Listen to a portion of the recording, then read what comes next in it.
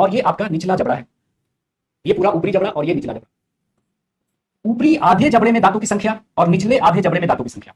तो ऊपरी आधे जबड़े में मतलब यहां से यहां तक दांतों की संख्या, ऊपरी आधे जबड़े में दांतों की संख्या और निचले आधे जबड़े में दांतों की संख्या। तो ऊपर आधा हुआ, नीचे आधा हुआ, पूरा करने के लिए आपको 2 से गुना करना पड़ेगा। तो आप कहिएगा सर ये ऊपरी आधे जबड़े में दांतों की संख्या बटा निचले आधे जबड़े में दांतों की संख्या, फिर 2 से मल्टीप्लाई करने का नाटक क्यों? आप ऐसे ले लेते कि ऊपरी जबड़े में दांतों की संख्या बटा निचले जबड़े में दांतों की संख्या, बन जाता है डेंटल फॉर्मूला। ऐसा क्यों? ऐसा इसलिए माय डियर फ्रेंड्स कि देखो, ये मान लिया कि ऊपरी आधा जबड़ा है, तो ऊपरी आधे जबड़े में जितने दांत और जितने प्रकार के दांत है ना, जैसे इधर होगा आई सी टी एम यानी कर अच, कृंतक रत्नक अग्र चवर्णक और चवर्णक। ऊपरी आधे जबड़े में जितने दांत और जितने तरह के दांत, इधर भी ठीक उतने ही दांत और उतने तरह के दांत है ना, और क्रम भी बिल्कुल सेम आई सी पी एम यानी कर अच, कृंतक रत्नक अग्र चवर्णक और चवर्णक, यानी फर्स्ट हाफ सेकंड हाफ का मिरर इमेज होता है बिल्कुल। तो ऊपरी आधे जबड़े में जितने दांत और जितने तरह के दांत, ठीक इधर भी उतने ही दांत और उतने तरह के दांत, और दांतों का क्रम भी बिल्कुल सेम होता है, इधर जैसा इधर वैसा, इधर भी सेम होगा आई सी पी एम और इधर भी क्या होगा आई सी पी एम। तो हमने क्या किया कि ऊपरी आधे जबड़े में दांतों की संख्या ले ली, निचले आधे जबड़े में दांतों की संख्या ले ली, 2 से मल्टीप्लाई कर दिया, टोटल नंबर ऑफ टीथ मिल गया। अभी भी समझ में नहीं आया? और बढ़िया से समझाते हैं। जैसे देखो, जैसे अगर मैं कहूं कि डेंटल फॉर्मूला मैं देखने जा रहा हूं परमानेंट टीथ का, स्थायी दांत का मैं देखने जा रहा हूं क्या, दंत सूत्र। इसमें होता है 2123 बटा 2123 गुना 2 बराबर 32। बस यही याद रखना है, क्रम आपको याद रखना है, आईसीपीएम हिंदी में लिखना है तो कर अच मतलब कृंतक रत्नक अग्र चवर्णक और। आप कहिएगा सर 32 कैसे हो गया? 32 कैसे हो गया? 2123 बटा 2123 गुना 2 32 कैसे हो गया? तो इसमें मैथ्स अप्लाई नहीं करना है, ऐसा नहीं कि सबको काट कूट करके एक ला दो। ये बायो का फॉर्मूला है तो बायो की तरह डील करेंगे, बायो की तरह डील करेंगे। ये 2123 आपने क्या लिखा है? ऊपरी आधे जबड़े में दांतों की संख्या, ऊपरी आधे जबड़े में इंसीजर 2, केनाइन 1, प्रीमोलर 2 और मोलर 3। टोटल ऊपरी आधे जबड़े में कितने दांत हो गए? 2 1 3 2 5 और 3 8। जैसे देख लो, ये आपका ऊपरी आधा जबड़ा हुआ, यहाँ पे इंसीजर जो होगा वो 2 होगा, केनाइन जो होगा वो 1 होगा, प्रीमोलर 2 होगा और मोलर आपका कितना हो जाएगा? 3 हो जाएगा। तो ऊपरी आधे जबड़े में देखो इंसीजर 2, केनाइन 1, प्रीमोलर 2 और मोलर 3। ऊपरी आधे जबड़े में कुल कितने दांत हो गए? 2 1 3 2 5 और 3 8 हो गया ना। अरे भाई इंसीजर 2, केनाइन 1, प्रीमोलर 2 और मोलर 3 1 2 3। तो ऊपरी आधे जबड़े में कुल हो गया 2 1 3 2 5 3 8। ठीक निचले आधे जबड़े में भी वैसा ही होगा जी। इंसीजर 2 हो गए, केनाइन 1, प्रीमोलर कितने हो गए? 2 और मोलर कितने हो गए? 3। तो देखो ये 2123 क्या है? ऊपरी आधे जबड़े में दांतों की संख्या, और 2123 क्या है? निचले आधे जबड़े में दांतों की संख्या। ध्यान दीजिएगा, ऊपरी आधे जबड़े में दांतों की संख्या बटा निचले आधे जबड़े में दांतों की संख्या गुना 2। गुना 2 क्यों कर रहे हैं?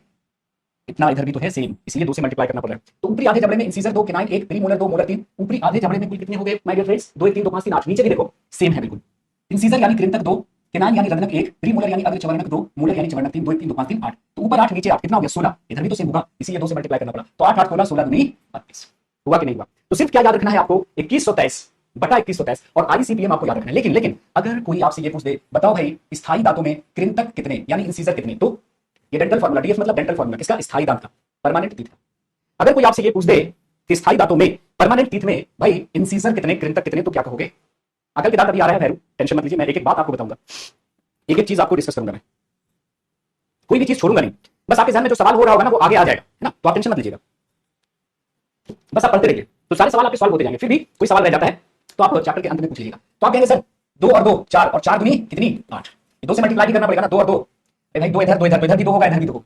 सो X should be the right option, है ना। 2 और 2 4, 4 दूनी 8, 2 से मल्टीप्लाई भी तो है। अगर कोई आपसे पूछ दे, कोई पूछ दे क्या, ये पूछा ही गया है, अगर कोई आपसे ये पूछ दे कि बताओ अस्थायी दांत में केनाइन कितने, केनाइन कितने, तो आप कहेंगे 1 1 2 2 दूनी क्या बोलो 4। अगर कोई आपसे पूछे अग्र चवर्णक यानी प्रीमोलर कितना, प्रीमोलर कितना, तो आप कहोगे 2 2 4 4 दूनी 8। अगर कोई आपसे पूछ दे कि भाई मोलर कितने, अगर कोई आपसे पूछ दे कि भाई मोलर कितने, तो आप कहोगे 3 और 3 6 6 दूनी कितना, बोलो ना 12।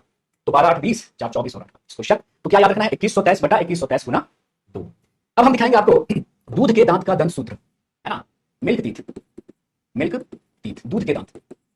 तो दूध के दांत का दंत सूत्र मैं आपको दिखाने जा रहा हूं, इसको भी रट लीजिएगा। दूध के दांत का दंत सूत्र होगा 2102 बटा 2102 गुना 2 बराबर 20, बराबर 20। क्रम तो याद ही रखना पड़ेगा, आईसीपीएम यानी कर अच, कृंतक रत्नक अग्र चवर्णक और चवर्णक मतलब incisor canine premolar and molar. देखो बच्चों की अगर हम बात करें तो बच्चों में भाई जो इंसीजर होता है वो 2 ही होता है, केनाइन जो होता है वो 1 ही होता है, लेकिन भाई प्रीमोलर बच्चों में नहीं होता, और मोलर जो होते हैं वो 3 की जगह 2 ही होते हैं, 3 की जगह 2 ही होते हैं। जो अंतिम मोलर होता है वो बाद में आता है, अंतिम चवर्णक बाद में आता है। तो देखो 2 1 3 और 2 5, ऊपरी आधे जबड़े में कितने हो गए? 5, इधर भी 5, तो 5 5 10 और 10 दूनी कितना हो गया? 20। तो अगर पूछ लिया जाए कि भाई बच्चों में बता दो, बच्चों में बता दो आप, बच्चों में कृंतक यानी इंसीजर कितने, तो 2 और 2 4, 4 दूनी 8। केनाइन कितने, तो 1 1 2 2 दूनी 4। प्रीमोलर कितने बच्चों में, तो 0। मोलर कितने, तो 2 2 4 4 दूनी 8। तो शक बच्चों में जो है ये मोलर लास्ट वाला मोलर बाद में आता है, एक इधर आएगा एक इधर आएगा एक इधर आएगा, 2 ही मोलर रहते हैं, 2 ही मोलर रहते हैं। हाँ पीडीएफ अपलोड नहीं हुए शिवम, ठीक है मैं कर पाता हूं। तो यहां पे याद रखना है 2102, वहां पे याद रखना है 2123। अब देखो तो ये हो गया आपका दूध के दांत का दंत सूत्र 2102 बटा 2102 गुना 2 20 हो गया, और ये स्थायी धातु का दंत सूत्र 2123, है ना। इनको दूध के दांत इसलिए कहते हैं क्योंकि ये पहली बार आता है, इसका दूध से कोई संबंध नहीं है ना। दांत का शेप अलग अलग नहीं होगा तो फिर वो अलग अलग काम नहीं करेगा। जैसे यहाँ पे मैं ये मोलर वाला यहाँ पे इतना मोटा चौड़ा दांत दे दूं आपको, तो ये काटने में मदद करेगा क्या? नहीं। चबाने के लिए इधर चाहिए और वो चौड़ा दांत चाहिए ताकि ये पीस सके भोजन को, है ना। तो हर दांत का काम अलग अलग है, इसलिए अलग अलग अलग है कि मनुष्य जो है वो सर्वाहारी है, वो हर तरह का भोजन खाता है ना। तो उसके लिए अलग अलग दांत चाहिए, तो गॉड ने इस तरह का दांत बनाया। अब आती है विजडम टीथ, अकल की दांत या अकल दांत या अकल चौवा भी कहते हैं इसको। नाम सुना होगा अकल की दांत के बारे में। अकल की दांत क्या होती है? तो जो लास्ट मोलर होता है, लास्ट मोलर या आपका थर्ड मोलर, है ना, अंतिम चवर्णक, हिंदी में लिख देता हूं, हमारे पास दोनों माध्यम के छात्र हैं, अंतिम चवर्णक या तीसरा चवर्णक। जैसे मैंने कहा अभी कुछ देर पहले आपसे एक बात करी थी, याद होगा शायद, क्या तुम्हें याद है? याद रखना ही पड़ेगा, इन चीजों को भूल से भी नहीं भूलना है। एक शेर लिख लीजिएगा अपने कॉपी के पहले पन्ने पर कि तुम्हें भूलने की दुआ करूं तो दुआ में मेरी असर ना हो, है ना। तो इन चीजों को भूल कर भी नहीं भूलना है, तुम्हें भूलने की दुआ करूं तो दुआ में मेरी असर ना हो। अभी आप इन पॉइंट्स के बारे में शेर को अप्लाई कर सकते हैं, बाद में आप किसी पर भी शेर अप्लाई कर सकते हैं, क्योंकि पढ़ने के दौरान आपके ख्वाबों में, ख्यालों में, सांसों में, धड़कनों में सिर्फ और सिर्फ ये सब होना चाहिए, आपका लक्ष्य होना चाहिए। आपकी दीवारों पर ये चीजें, ये डेंटल फॉर्मूला, सूत्र वगैरह चारों तरफ लिखे होने चाहिए आपके सिरहाने पर। बाद में आप जिसकी तस्वीर चाहते हैं लगा लीजिए, अभी आपके सिरहाने पर किसी और की तस्वीर नहीं होनी चाहिए, बल्कि इन चीजों के नोट्स चिपके हुए होने चाहिए। बाद में जिसकी तस्वीर लगाना हो लगा लीजिए, जमाना रोकेगा नहीं आपको। तो आपके ख्वाबों में, धड़कनों में, सांसों में सिर्फ और सिर्फ क्या होना चाहिए? ये बातें होनी चाहिए। तो शेर लिखिएगा कि तुम्हें भूलने की दुआ करूं तो दुआ में मेरी असर ना हो। हम लोग लगता है टॉपिक से भटक गए, क्या रहे थे हम लोग? हाँ, डेंटल फॉर्मूला हम लोग पढ़ रहे थे, ठीक है। डेंटल फॉर्मूला हम लोग पढ़ रहे थे और मिल्क टीथ का डेंटल फॉर्मूला हम लोगों ने डिस्कस किया।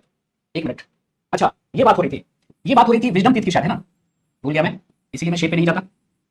यहां देखो, मैंने कहा कि बच्चों में मोलर दो ही होते हैं। ये जो तीसरा मोलर है ना, वो 18 से 25 साल की उम्र में निकलता है। एक इधर आएगा, एक लास्ट में इधर आएगा, एक इधर आएगा और एक इधर आएगा। 4 की संख्या में आएगा। ये जो अंतिम चवर्णक है या तीसरा चवर्णक है, चवर्णक 3 होता है ना। अरे भाई चवर्णक 3 होते हैं, 3 होते हैं, देखो 1 2 3, 1 2 3, इधर भी होगा 1 2 3, 1 2 3। बच्चों में 2 ही चवर्णक होते हैं। जो तीसरा चवर्णक होता है वो 18 से 25 साल की उम्र में आता है। ये काफी दुखता है, देखा होगा जब ये दांत निकलेगा तो मसूड़े को फाड़ता हुआ निकलता है और काफी दुखता है आपको। तो ये जो अंतिम चवर्णक है ना, या तीसरा चवर्णक है, कितनी संख्या में होगी? 4 की संख्या में। एक लास्ट में इधर आएगा, एक लास्ट में इधर आएगा, एक लास्ट में इधर आएगा, एक लास्ट में इधर आएगा। खुदा करे मेरी जिंदगी में ऐसा मुकाम आए। नहीं अभी किसी का नाम नहीं लेना है, अभी ये सब नाम आपको याद रखने हैं, है ना, ये सब नाम आपको याद रखने हैं। तो ये जो अंतिम चवर्णक है वो 18 से 25 साल की उम्र में आता है। ये जो विजडम टीथ है ये 18 से 25 साल की उम्र तक आता है और 18 से 25 साल तक जमाने की ठोकरें खाते खाते अकल तो आ ही जाती है, इसलिए इसको अकल की दांत कहते हैं। इसका आईक्यू से कोई लेना देना नहीं है, आपकी समझदारी से कोई लेना देना नहीं है। आईक्यू कौन बनाता है ये मैं आपको बताऊंगा जब हम लोग ब्रेन पढ़ेंगे, है ना, ब्रेन पढ़ेंगे। तेरा नाम आए वो बाद में हम लोग पढ़ेंगे, बाद ठीक है, अभी वो आने दीजिए। तो अगर कोई आपसे पूछे कि भाई अकल की दांत की संख्या कितनी होती है, तो 4 की संख्या में होता है। और अकल की दांत होती क्या है? तो लास्ट मोलर या थर्ड मोलर को हम लोग क्या कहते हैं? अकल की दांत कहते हैं। अंतिम चवर्णक और तीसरा चवर्णक को हम लोग अकल की दांत कहते हैं। और ये 18 से 25 साल की उम्र में आता है और 18 से 25 साल तक जमाने की ठोकरें खाते खाते अकल तो आ ही जाती है, इसलिए इसको अकल की दांत कहते हैं। एक बात और याद रखिएगा, ये जो अकल की दांत है एक वेस्टिजियल ऑर्गन है, एक अवशेषी अंग है। अब आप कहेगा ये अवशेषी अंग क्या है? तो वो अंग, देखो वो अंग जो आपके शरीर में तो रहते हैं लेकिन उनका कोई कार्य नहीं होता। वो अंग जो हमारे शरीर में तो रहेंगे लेकिन उनका कोई कार्य नहीं होता, ऐसे अंगों को हम कहते हैं वेस्टिजियल ऑर्गन। और विजडम टीथ भी एक अवशेषी अंग है। So those organs which are present in your body, those organs which are present in your body but functionless. वो अंग जो शरीर में उपस्थित हैं लेकिन उनका कोई कार्य नहीं होता, ऐसे अंगों को हम अवशेषी अंग कहते हैं। जैसे कि आपका विजडम टीथ, जैसे कि आपका विजडम टीथ। ये विजडम टीथ हमारे जबड़े में बिल्कुल पीछे होता है, तो इसका फूड को चबाने में कोई रोल नहीं होता, यूं ही आपके शरीर में पड़ा हुआ है। चबाने में नहीं बल्कि फंसाने में रोल होता है इसका। आपने देखा होगा कि इधर जाकर फूड फंस जाता है। अगर आप पान खा रहे हैं तो पत्तियां इधर जाकर अटक जाती हैं। पान खाने वालों को आपने अक्सर देखा होगा ये ऐसे ऐसे करते रहते हैं, निकालते रहते हैं उधर से, फिर पत्ती इधर लाकर फिर चबाते हैं। देखा पान खाने वालों को। अगर आपके ब्रशिंग का तरीका प्रॉपर नहीं है तो सबसे जो कैविटी होती है सबसे पहले वो इसी मोलर में होती है, क्योंकि अक्सर यहाँ पे जाकर फूड फंसा रह जाता है। और कैविटी क्यों होती है ये हम लोग केमिस्ट्री में देखेंगे, है ना। तो अगर आपसे पूछा जाए कि भाई अकल की दांत किसे कहते हैं, तो कहिएगा कि अंतिम चवर्णक या तीसरे चवर्णक को अकल की दांत कहते हैं। ये 4 की संख्या में होती है और अकल की दांत एक अवशेषी अंग है। अवशेषी अंग वो होते हैं जो हमारे शरीर में रहते हैं, वो अंग जो हमारे शरीर में तो है लेकिन उनका कार्य नहीं होता। अगर मैं आपसे पूछूं कि मानव शरीर में कुल कितने अवशेषी अंग है, अगर कोई गेस करेगा तो ये पक्का गलत होगा, जिसको पता है उसी का उत्तर सही होगा। अगर पूछा जाए कि मानव शरीर में कुल कितने अवशेषी अंग, ऑप्शन देता हूं 4, 10, 50, 100। मानव शरीर में कुल अवशेषी अंगों की संख्या होती है।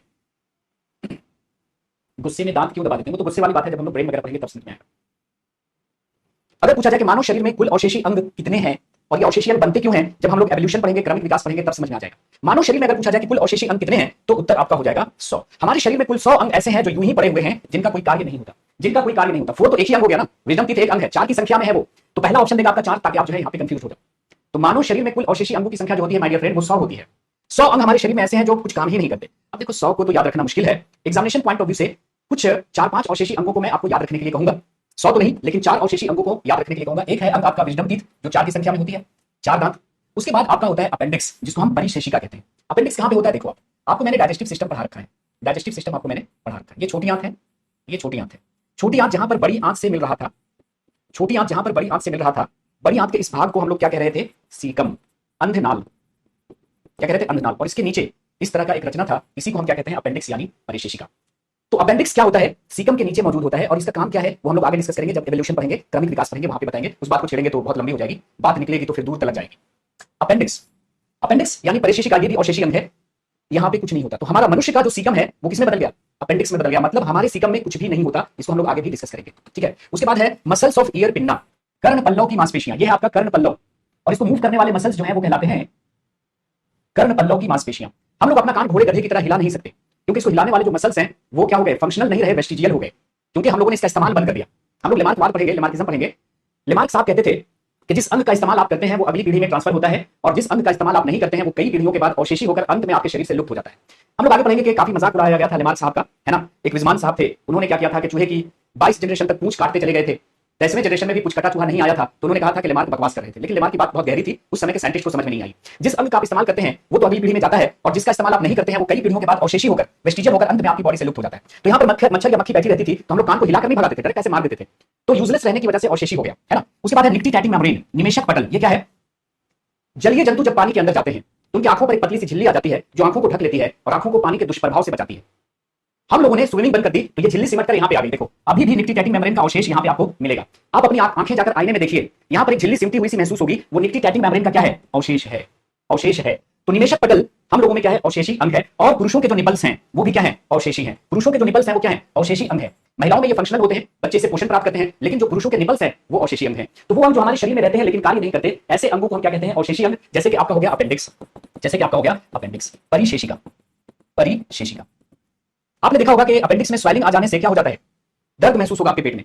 अपेंडिक्स में इंफेक्शन हो गया और अपेंडिक्स में स्वेलिंग आ गई तो क्या हो जाएगा, अपेंडिक्स में स्वेलिंग आ जाना, अपेंडिक्स में स्वेलिंग आ जाना, सूजन आ जाना, ये कहलाता है अपेंडिसाइटिस। क्या कहलाता है, अपेंडिसाइटिस। लोग कहते हैं कि अपेंडिक्स हो गया, अरे भाई हो क्या जाएगा, अपेंडिक्स रहता है, ये क्या हो गया, अपेंडिसाइटिस। ये जो आइटिस है ना, ये स्वेलिंग का क्या है, स्वेलिंग का यानी सूजन का सफिक्स है, सूजन का प्रत्यय है। अगर डॉक्टर ने किसी अंग के बाद आइटिस लगा दिया है, समझ लेना उस अंग में सूजन को बताया जा रहा है। जैसे अपेंडिसाइटिस मतलब, अपेंडिसाइटिस मतलब अपेंडिक्स में सूजन, अपेंडिसाइटिस मतलब अपेंडिक्स यानी परिशेषिका में सूजन को बता रहा है।